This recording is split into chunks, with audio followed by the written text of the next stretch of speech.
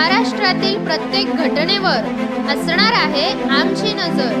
शेती, राजकीय, सामाजिक, क्रीडा, मनोरंजन आणि बरंच काही।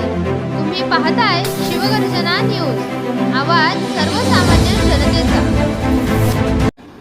हे स्पष्ट आणि सक्ती करण्याची गरज आहे। आणि देवेंद्र फडणवीस हे कोणासाठी सक्ती करतायत? त्यांचा उद्देश काय?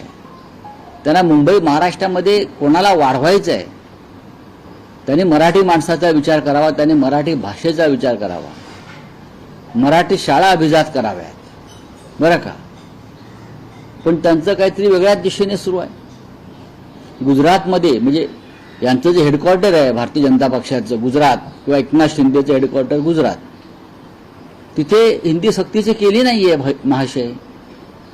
आणि स्वतःला शिवसेना म्हणून तिथे मांडीला लावून बसतायत ना। आम्हीच खरी शिवसेना बाळासाहेब ठाकरेंची। विचारा प्रश्न देवेंद्र फडणवीसना व नरेंद्र मोदींना, दाखवा हिंमत की गुजरातमध्ये हिंदी सक्तीची का केली नाही आणि मुंबई महाराष्ट्रावर आमच्या हिंदी का लादताय हे विचारण्याची हिंमत एकनाथ शिंदे आणि त्यांच्या बगलबच्च्यांमध्ये आहे का? आहे का? कसल्या बैठका घेताय? काल म्हणे एक बैठक झाली। अरे बैठका कसल्या घेताय हिंदीवर? एक आदेश काढा आणि संपून टाका विषय। बैठका घेत सुटले आहेत, वातावरण बिघडवत आहेत, बैठका घेतात। ही आज एक बैठक, मग या नेत्याला भेटणार त्याच्याबरोबर बैठक हिंदीवर, मग त्या 4 नेत्यांना बोलणार त्याच्याबरोबर बैठक। तुम्हाला काय दाखवायचं आहे?